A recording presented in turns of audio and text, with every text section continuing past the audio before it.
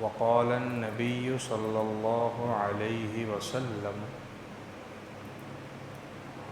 اتقي دعوة المظلوم فإنه ليس بينها وبين الله حجاب أو كما قال عليه الصلاة والسلام اللهم صل على سيدنا ونبينا ومولانا محمد في أول كلامنا اللهم صل على سيدنا ونبينا ومولانا محمد في أوسط كلامنا اللهم صل على سيدنا ونبينا ومولانا محمد في آخر كلامنا۔ بزرگان محترم، عزیزان گرامی، حاضرین اعظام، اللہ تبارک و تعالی نے اپنا تعارف یوں کرایا ہے، الحمدللہ رب العالمین، کہ تمام تعریفیں اس رب العالمین کے لیے ہے جس نے دونوں جہانوں کو پیدا کیا، پوری کائنات کو پیدا کیا۔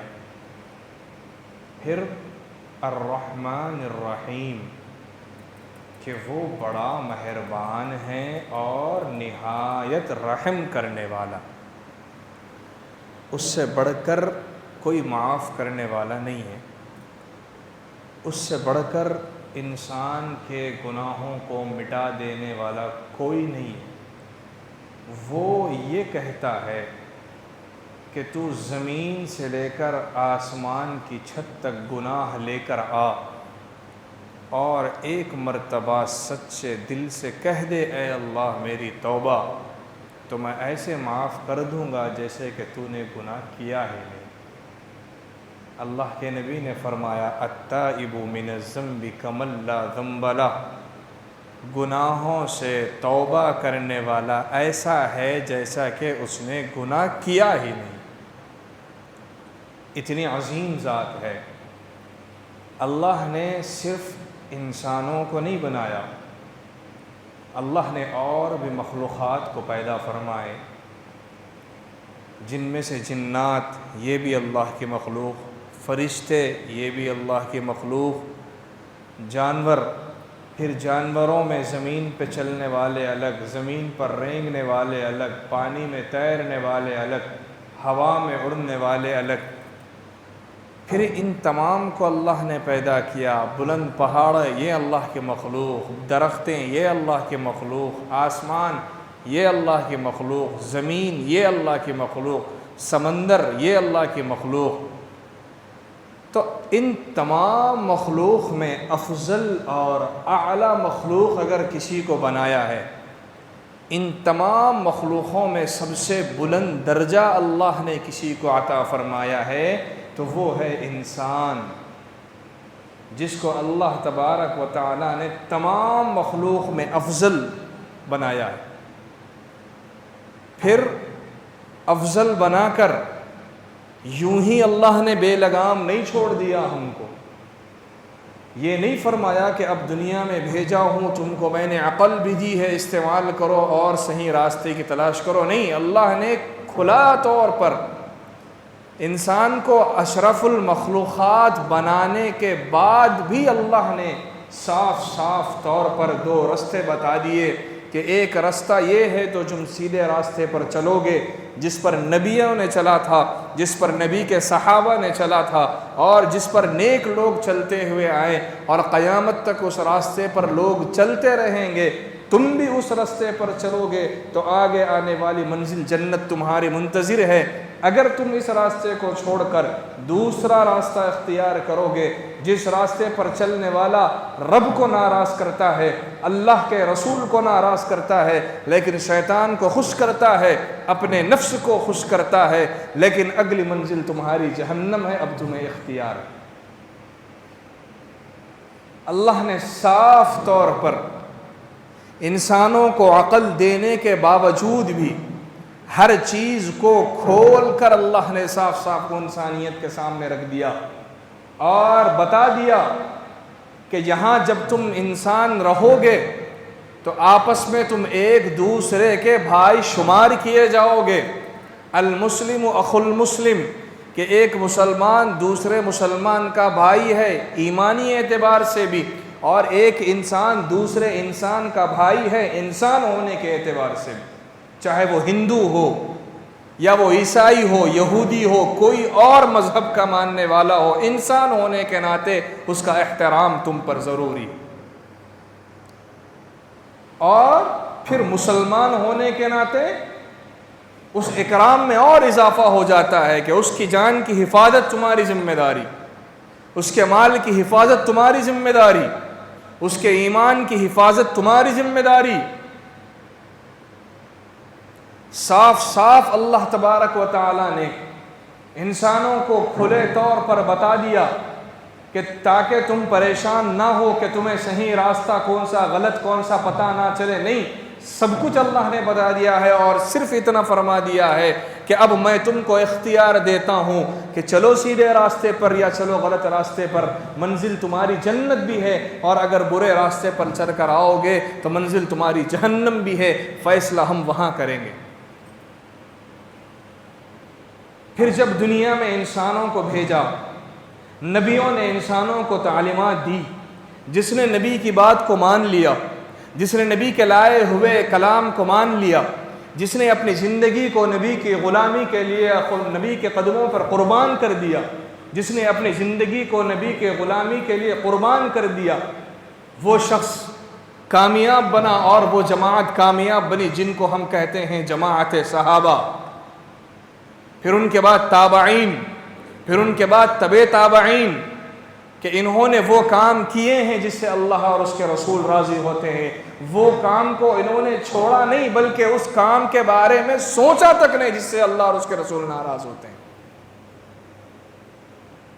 پھر جب نبی آئے دنیا میں، امت کو تعلیم دے دی، صحیح اور غلط کا فرق بتا دیا، کوئی مسئلہ ایسا نہیں ہے قیامت کی صبح تک پیدا ہونے والا کوئی مسئلہ ایسا نہیں ہے جس کا حل قرآن مجید بیان نہ کرتا ہو، کوئی مسئلہ ایسا نہیں ہے چاہے وہ قیامت کی صبح کیوں پیدا نہ ہونے والا ہو جس مسئلے کا حل اللہ کے نبی کے بابرکت احادیث سے نہ ملتا ہو۔ شریعت اسلام ایک مکمل شریعت ہے، نبی کی زندگی ایک مکمل نمونہ ہے۔ نبی آئے شریعت کو مکمل کرنے کے لیے، نبی آئے نبیوں کا سلسلہ ختم کرنے کے لیے، نبی آئے اس امت کو قیامت تک آنے والی انسانیت کو ایک امن کے راستے پر چلانے کے لیے۔ انبیاء آئے اور آخر میں میرے اور آپ کے آقا آئے اسی لیے کہ اس انسانیت کو جہنم سے بچانا ہوگا، ان کو جنت کی راہ دکھانی ہوگی۔ اور نبی کے آنے سے پہلے کا ماحول کیا تھا؟ سوائے ظلم کے انسانیت پر کوئی اور چیز نہیں تھی، انسانیت رحم نام کی چیز بھول گئی تھی، چاروں طرف صرف اور صرف ظلم۔ جو طاقتور ہوتا، مالدار ہوتا، خاندان کے اعتبار سے اعلیٰ ہوتا، اپنے ماتحتوں کو دباتا، ان کا حق چھینتا، ان کی بچیوں کے عزتوں کے ساتھ کھلواڑ کیا جاتا، ان کے مال کو ہڑپ لیا جاتا، اور لوگ یہ کہتے کہ ہاں وہ کمزور ہے، وہ غریب ہے، وہ فقیر ہے، تو لہٰذا اس کے ساتھ ایسا کرنا کوئی عیب کی بات نہیں ہے۔ یہ تصور تھا۔ نبی کے آنے سے پہلے اس کائنات میں ایک ایسی بھی میٹنگ ہوئی جس میں یہ بات پر بحث کیا گیا کہ عورت یہ انسانی مخلوق ہے یا کوئی اور درندہ ہے، اس پر تک بحث ہوئی۔ عورت انسانوں کی شکل میں سے ہے یا انسان ہی ہے یا ایک درندوں کی کوئی اور شکل ہے، یہاں تک اس پر بحث کی گئی کہ اس کو مخلوق میں شمار کیا جائے انسان میں یا انسانی مخلوق سے الگ کر دیا جائے، یہاں تک بحث ہوئی۔ یہ حال تھا کائنات کا، امت کا یہ حال تھا۔ نبی آئے تو نبیوں نے صاف صاف کہہ دیا کہ عورت تمہاری ماں ہے تو تمہاری جنت اس کے قدموں کے نیچے ہے۔ اور اللہ کے نبی نے فرمایا عورت تمہاری بیٹی ہے تو وہ تمہاری جنت ہے، تمہاری بہن ہے، تمہاری عزت ہے، اور اللہ نے جنت کو اٹھا کر اس عورت کے قدموں کے نیچے ڈالا جس کو انسانیت ایک حقیر نگاہ سے دیکھتی۔ یہ مرتبہ کس نے دیا؟ اللہ کے نبی نے فرمایا جس کو اللہ نے 2 بیٹیاں دی اور اس باپ نے اپنی بیٹیوں کی اچھی تربیت کی اور اس کا نکاح کیا تو کل قیامت کے دن اس کے لیے جنت کی گارنٹی ہے۔ صحابہ نے پوچھا یا رسول اللہ اگر کسی کو اللہ نے 1 دی ہو؟ نبی نے فرمایا ہاں کسی کو 1 دی ہو، اس نے اس کی تربیت کی۔ تربیت کا مطلب شریعت کے مطابق، تربیت کا مطلب یہ نہیں کہ وہ ناچ گانے بھی کرے، صرف والدین کی عزت کرے لیکن ناچ گانے کرے، بے حیاشی دیکھے، عیاشی کرے، یہ نہیں۔ تربیت کا مطلب ہے اس کی زندگی گزری ویسے جیسے نبی نے گزارنے کا طریقہ بتایا ہو، اس کی تربیت ویسے کی جیسے نبی کے بیٹیوں نے زندگی گزار کر امت کو بتایا۔ ایسا باپ اگر اللہ نے اس کو 1 بیٹی دی، اس نے اس کی صحیح تربیت کی، دین سکھایا اور نکاح کر دیا تو میں قیامت کے دن اس کے لیے بھی جنت کی گارنٹی دیتا ہوں، اللہ کے نبی نے فرمایا۔ یہ عزت مقام کس نے دیا؟ نبی نے دیا۔ یہ انسانیت کا حق تھا۔ بہنوں کی وراثتوں کو ہڑپ لیا جاتا تھا، اور آج کے زمانے میں بھی یہ بات ہوتی ہے کہ ہمارے باپ نے کما کر اپنی بہن کی شادی کر دی، لہٰذا باپ کی وراثت میں سے حصہ نہیں ملے گا۔ اگر کسی نے یہ کام کیا ہے تو سن لو، اللہ کے نبی نے فرمایا اگر تم دنیا میں کسی کی 1 بالش زمین بھی ہڑپ لو گے، قیامت کے دن جہنم میں تو جنت میں تمہاری 1 بالش جگہ کم کر دی جائے گی، اور 7 زمینوں کو توق بنا کر اس کے گلے میں قیامت کے دن لٹکایا جائے گا۔ یہ بہت مسئلے آتے ہیں کہ ہمارے باپ نے بہن کا نکاح کر دیا، خرچ کر دیا، لہذا اب ان کو ہم وراثت میں بھائی حصہ نہیں دیتے۔ وراثت آپ کی جاگیر نہیں ہے۔ باپ کے انتقال کے بعد آپ کے جتنے بھائی بہن ہیں سب حصے دار ہیں اور حقدار ہیں۔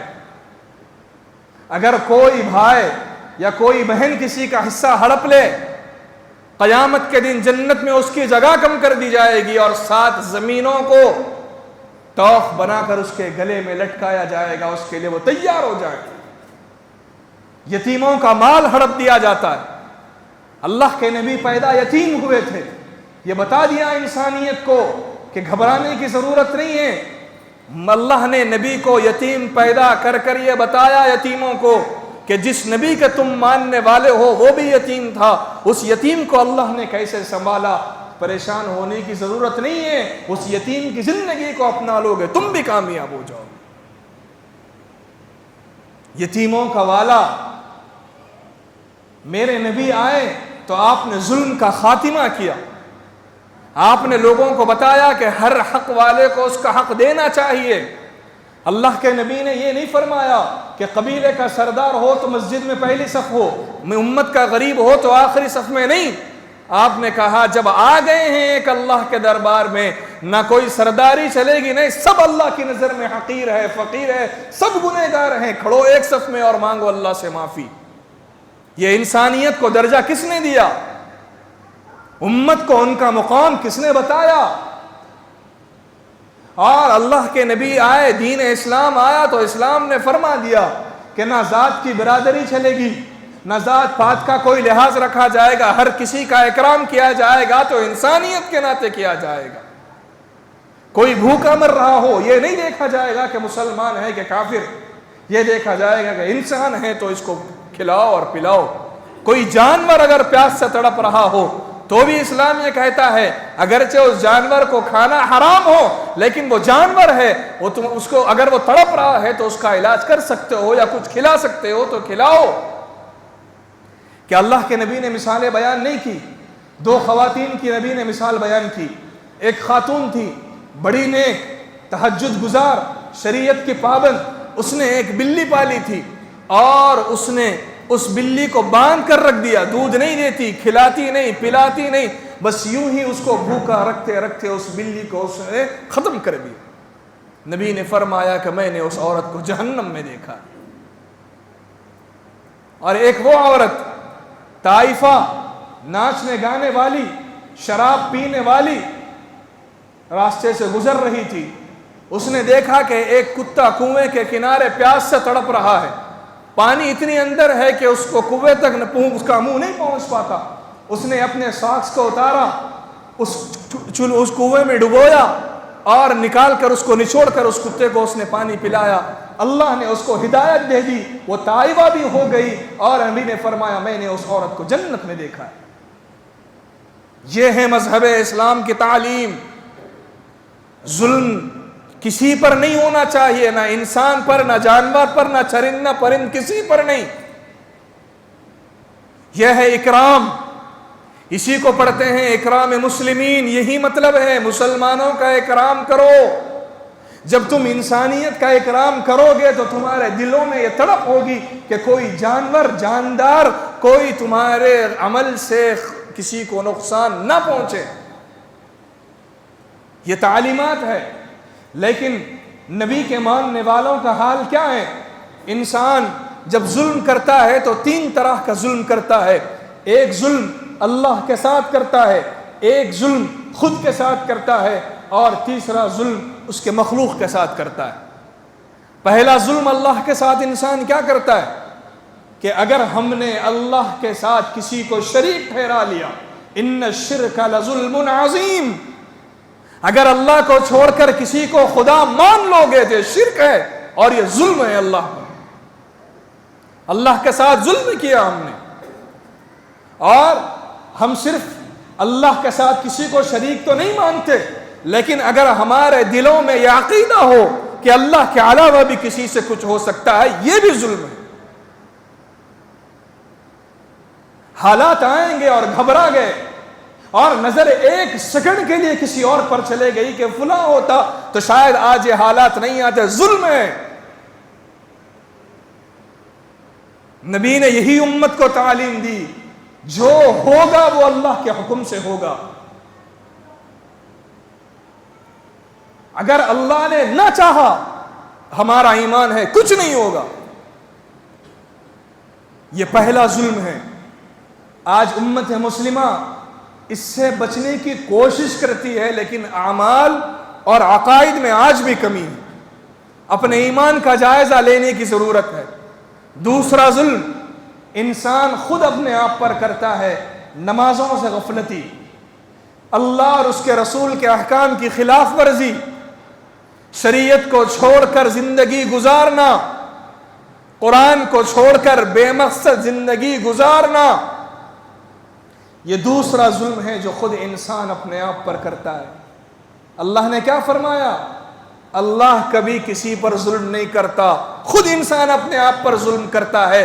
جب انسان خود اپنے آپ پر ظلم کرتا ہے تو اللہ کہتا ہے کہ جو تو نے کیا اس کا تجھے میں سزا دوں گا، میں تجھ پر ظلم نہیں کروں گا۔ سراپا ہم اس خدا کے ماننے والے ہیں جو اس کے پاس رحمت ہی رحمت ہے، ظلم نہیں ہے۔ وہ خدا ظلم کرنے والا نہیں ہے، اس کے بندے آج اپنے آپ پر ظلم کر رہے ہیں۔ اور تیسرا ظلم کہ انسان انسانوں کے ساتھ کرتا ہے، وہ یہی ہے جو میں نے بتایا کہ ایک دوسرے کے حقوق کو دبانا۔ کوئی اپنے سے زندگی میں آگے بڑھ رہا ہو تو یہ فکر نہیں ہے کہ اس کو دعا دیا جائے، یہ فکر نہیں ہے کہ اس کی آگے بڑھنے کو دیکھ کر خوش ہو، بلکہ فکر یہ ہے کہ اس کو کیسے روکا جائے، فکر یہ ہے کہ اس کے راستے میں رکاوٹ کیسے بنے، اس کا نام کیسے خراب کیا جائے۔ یہ نبی کے ماننے والے، یہ امت مسلمہ کا حال ہے۔ ایک دوسرے کو قرض دینا ہو، ختم، لینے والا دینے والے کی طرح ہو گیا، قرض لینے والے کے پیچھے دینے والا پھرتا ہے کہ بھائی ذرا دے دو اللہ کے واسطے۔ یہ ظلم نہیں ہے۔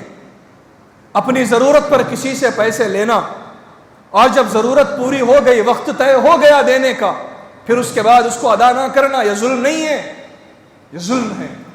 مرو گے اگر اسی حالت میں، تمہاری وراثت میں سے حصہ دینا پڑے گا۔ اگر اسی حالت میں کسی کا قرض رکھ کر مر گئے، تمہاری اولاد کو وصیت کر کر مرنا چاہیے، فلاں کا قرض باقی ہے، میری وراثت بیچو اور پہلے حصہ ادا کرو، ورنہ میرا معاملہ اللہ کی بارگاہ میں پینڈنگ رہے گا۔ بھائیوں بہنوں کا حق مارا جا رہا ہے، یہ ظلم ہے، اولاد کی تربیت نہیں ہو رہی ہے، یہ ظلم ہے اولاد پر کہ جب اولاد جیسی نعمت اللہ نے تم کو عطا کی تو تم نے اولاد کی تربیت کرنے میں کمی کیوں کی؟ اولاد کی تربیت کا مطلب یہ نہیں ہے کہ دنیا میں ان کے لیے راحتیں پیدا کر دی جائے، ان کی تربیت کا مطلب یہ ہے کہ کل قیامت کے دن وہ اللہ کے سامنے مجرم شمار نہ ہو۔ یہ تربیت ہے اولاد کی۔ اولاد کی محبت کا مطلب آخرت کی آگ سے بچانا، دنیا کی سہولتیں کر کر آخرت کی فکر نہ کرنا، یہ اولاد سے حقیقی محبت نہیں ہے، یہ دکھاوا اور دھوکہ ہے۔ والدین سے حقیقی محبت کا مطلب ہے کہ والدین کو آخرت کی آگ سے بچاؤ۔ دنیا میں والدین کے لیے 1000 سہولتیں، اولاد کے لیے 1000 سہولتیں، لیکن باپ بھی نماز چھوڑ کر سوتا ہے اور بیٹا بھی بے نمازی ہے۔ کہاں گئی وہ محبت؟ یہ ظلم نہیں ہے اولاد کے ساتھ، یہ ظلم نہیں ہے اپنے آپ پر۔ آپس میں میاں بیوی کے تعلقات خراب کیوں؟ نبی کی زندگی کو ہم نے نہیں پڑھا، نبی نے زندگی گزار کر نہیں بتایا۔ جب ہمارے والدین کی زندگی اتنی اچھی گزری کہ آج وہ خوشی سے گزار رہے ہیں زندگی، ان کا طلاق نہیں ہوا، ان کی اولاد کے طلاق کی نوبتیں کیوں آ رہی ہے؟ کہاں گئی نبی کی زندگی؟ کہاں گئی نبی کی بیویوں کی زندگی جنہوں نے امت کو بتا دیا کہ نبی جب غصے میں ہوتے تو ہم ان کے ساتھ یہ کرتے، اور جب ان نبی کی اہلیہ غصے میں ہوتی تو نبی کیسے پیار کرتے؟ امت کو نبی نے نہیں بتایا۔ نبی کی زندگی کھلی کتاب نہیں ہے، سب کچھ ہے، ہم نے چھوڑ دیا۔ ہم لوگوں کے حقوق دبانے میں رہ گئے، لوگوں کے گھروں کا چراغ جلانے میں رہ گئے، اور اپنے گھر کا بجھتا ہوا چراغ ہمیں دیکھنے کی فکر نہیں ہوئی۔ کتنے مسائل آتے ہیں، نکاح ہوئے چند دن ہوئے کہ طلاق کی بات ہو جاتی ہے، اس لیے کہ والدین نے تربیت نہیں کی، والدین نے طریقہ نہیں بتایا۔ بیوی کے حقوق شوہر کو پتہ نہیں، شوہر کے حقوق بیوی کو پتہ نہیں، آپس میں لڑائی جھگڑے، دونوں مجرم۔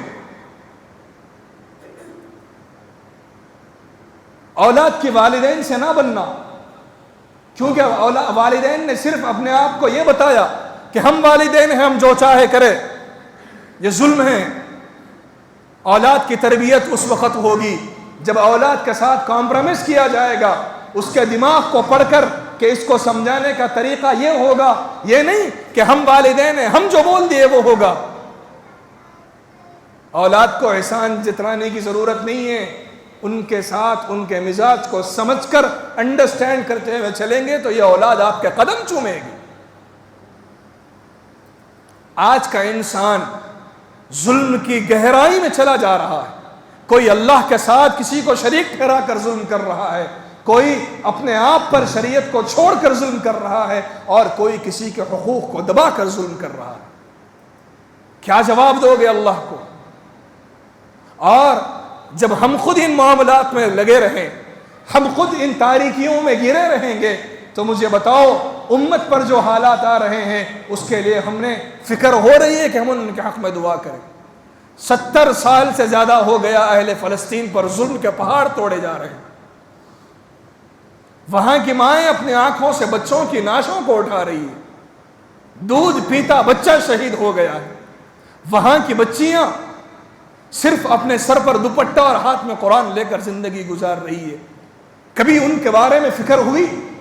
کبھی ان کے لیے دعاؤں میں رونا ہوا؟ کبھی اللہ کے بارگاہ میں گڑ گڑانا ہوا؟ کبھی اہل فلسطین کے لیے صدقہ کرنے کی توفیق ہوئی؟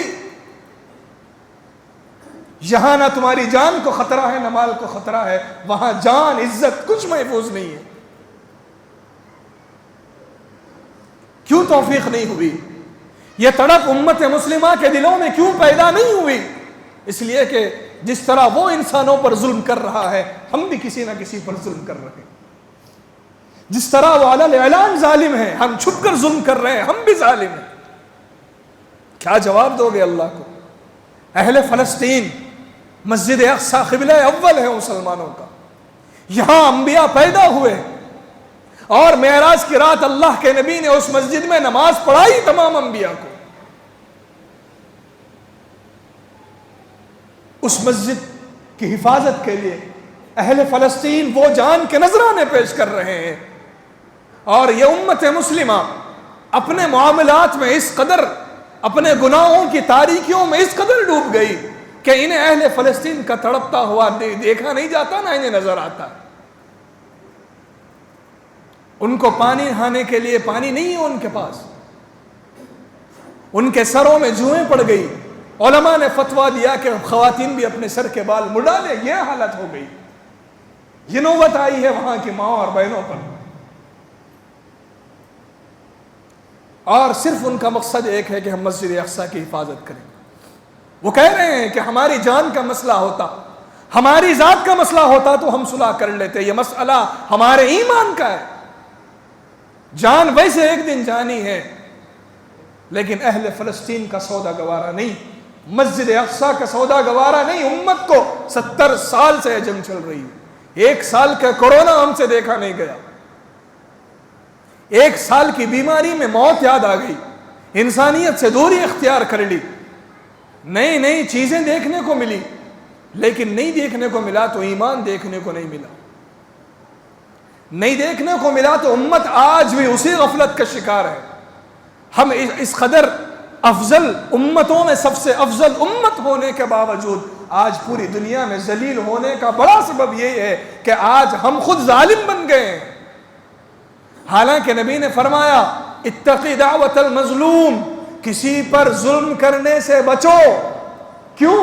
فَإِنَّهُ لَيْسَ بَيْنَهَا وَبَيْنُ اللَّهِ حجاب، مظلوم کے اور اللہ کے درمیان میں کوئی حجاب نہیں ہے، وہ جب چاہے بد دعا کر دے تمہارے حق میں قبول ہوگی۔ اور ایک بات بتاؤں، آج ہر ایک کی زندگی کا ایک مقصد ہے دنیا کے اعتبار سے آگے بڑھنے کا، اس کے آگے نہ بڑھنے میں جس چیز کی رکاوٹ ہو رہی ہے وہ غور کر لے کہ کسی نہ کسی جگہ اس نے کسی پر ظلم کیا، کسی کا اس نے حق دبایا، کسی کو اس نے تکلیف دی، اس کی بد دعا ہے جس کی وجہ سے وہ اپنے مقصد میں آج کامیاب نہیں ہو رہا۔ جائزہ لو، معافی مانگو۔ جب ہم خود ظالم ہوں گے تو اللہ کی رحمت کیسے متوجہ ہوگی؟ جب ہم اپنے بدعمالیوں سے نکلیں گے، جن چیزوں پر ہم ظلم کر رہے ہیں اس ظلم سے ہم باہر نکلیں گے، تب ہم مانگیں گے اے اللہ اہل فلسطین کی حفاظت پر۔ وہ ظلم کیا کم ہے جو ان پر ہو رہا ہے۔ صحابہ میں ایک صحابی حضرت مصعب بن عمیر رضی اللہ عنہ، یہ صحابی کا واقعہ سنا کر اہل فلسطین کا واقعہ جو گزشتہ ہفتے آیا سناتا ہوں، پیش آیا۔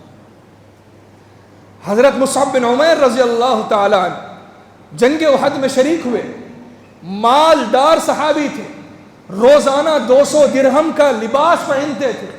جب وہ مسلمان ہوئے تو ان کے چچا نے ان سے کپڑے اتروا لیے اور کہہ دیا کہ تم مسلمان ہو گئے ہو تو نکلو اپنے باپ کے گھر کو چھوڑ کر، مال کو چھوڑ کر، سب چھوڑ کر، اپنے باپ کا لباس بھی اتار کر وہ ننگے نکلے اپنے گھر سے۔